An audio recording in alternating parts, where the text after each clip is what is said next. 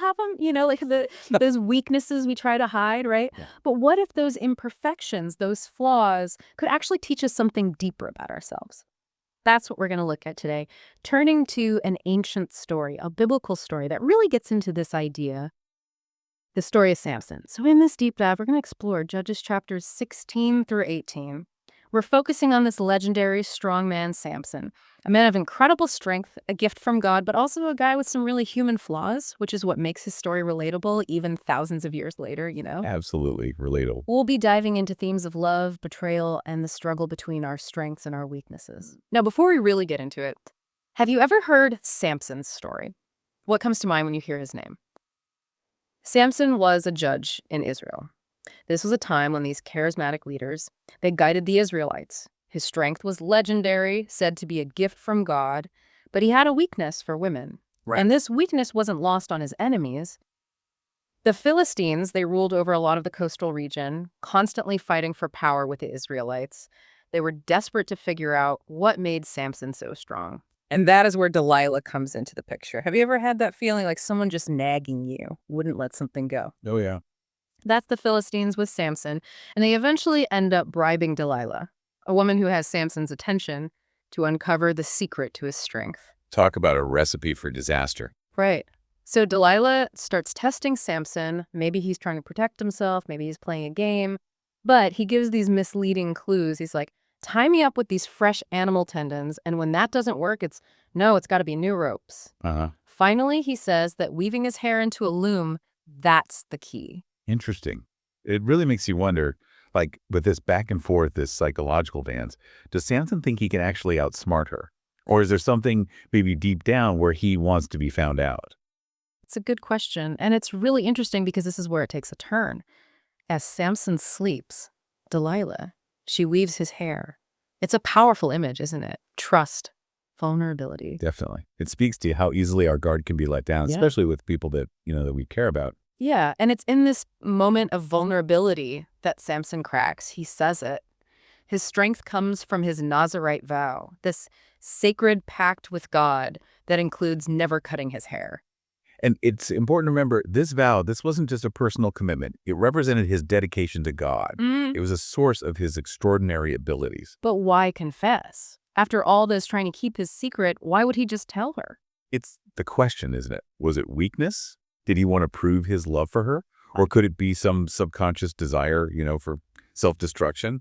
It keeps us guessing. Delilah betrays him, of course. Oh, And the wow. Philistines, they don't waste any time. They capture Samson, shave his head, blind him. Brutal. It really is a brutal downfall. You'd think that would be the end of the story, right? Another cautionary tale, strong guy brought low by his weakness. Right. But it's not the end. No. This is where things get even more interesting.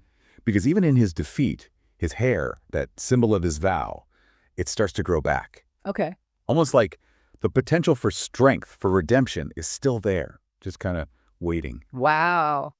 So what happens? Well, the Philistines, they decide to have this big festival honoring their god, Dagon, Okay. which you got to admit, that's pretty harsh. Yeah, talk about rubbing it in. Exactly. And they bring out Samson, blinded, shackled. They're really going to make a spectacle of this. Oh, I bet. But see, they've underestimated him. Because Samson, he asks to touch the pillars of the building, the ones actually holding up the temple of Dagon. And this is Samson we're talking about. Something tells me there's more to it than that. Oh, absolutely. Yeah. This is where his understanding of power, even now, even in this state, it comes into play. What happens? So there he is, right? And he prays to God, asks for strength one last time. And we have to remember, this is the same guy who spilled his secret, broke that sacred vow. What do you make of that prayer? Is he being genuine? Is he desperate for a second chance? Or is it something else? Right. It's the question, isn't it? Echoing through centuries of interpretation. Is this redemption or is this defiance? One last power grab, even in death. And no. And then with this huge surge of strength, he pushes against those pillars. No way. The whole temple comes crashing down. He's buried along with who knows how many Philistines in this final dramatic act. Wow. It's both triumphant and tragic, isn't it? Just like him. Yeah. Really shows us how complex Samson was. Divine retribution, maybe. Self-destruction, maybe. That's what keeps us coming back to his story. No easy answers. No, it forces us to think about strength, weakness, faith, all of it. But just when you think you've unpacked it all, the book of Judges, it just throws this curveball at us. Instead of focusing on Samson's dramatic ending, it shifts to this totally different story. Yeah, it's really interesting. So we're introduced to this guy, Micah. He decides he's going to create his own idols. Hmm. And it doesn't stop there. He hires a Levite, basically a priest, to be his personal priest. Wow. So it's like we just looked at misplaced faith with Samson, their open bowels, right? And now, boom, here's another angle on religious devotion. Idols, man-made representations of the divine. It's pretty wild. It really is. So we have Samson, this flawed hero, undone by what he wanted, right? And we've got Micah, who's taking religion into his own hands, creating idols, hiring a priest. What do you make of that? Well, there's this thread connecting them, isn't there? Both stories, they've got these physical objects that have this huge religious importance. Okay. For Samson, it was his hair, the symbol of his vow to God, how he got his strength, but also his downfall. And then Micah goes and makes these idols. He's creating something tangible to represent the divine. So they're both dealing with misplaced faith in a way, relying on these physical things instead of something deeper. Exactly. And the consequences, they're huge. Samson reminds us that even the strongest can be brought down by their weaknesses, by their choices. And Micah, his story makes us question faith, the dangers of idolatry, really looking for a true connection. It's like the book of Judges wants us to think harder, not settle for easy answers, wrestle with faith, power, human nature, all of it. And even though it's from ancient times, it still matters today, doesn't it? Yeah.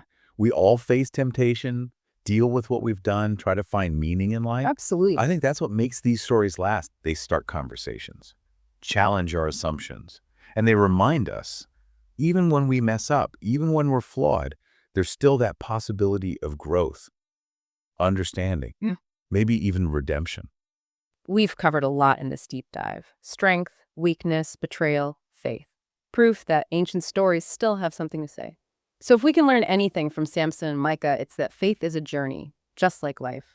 It's rarely easy. But those moments when we question, when we struggle, that's where we often find the real truth. So keep exploring, keep those questions coming, and keep digging deeper into the stories that make us human. Welcome to Charlie and Mia's podcast. We're embarking on an exciting journey to read through the entire Bible in just 1 year. Every day, we dive into Scripture, exploring its meanings and how it applies to our lives today. We invite you to join us on this incredible adventure of learning and discovery. Don't forget to subscribe to our channel so you never miss an episode.